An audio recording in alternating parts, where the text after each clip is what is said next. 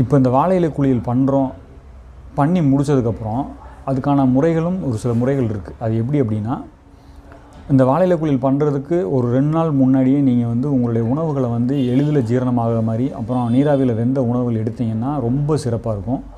ஏன்னா சீக்கிரத்தில் உங்களோட உடம்புலேருந்து இந்த டாக்ஸின்லாம் வெளியில் போயிடும்.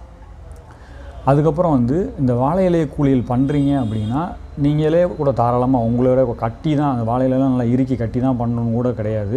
முடியாத பட்சத்தில் நீங்கள் ஒரு டவலை விரித்து நீங்கள் ஒரு பருத்தி அடையை போட்டு கீழே ஒரு 3 இலையை விரிச்சுக்குங்க, மேலே ஒரு 3 இலையை போட்டு நல்லா தலை வரைக்கும் ஃபுல்லாக மூடிடுங்க.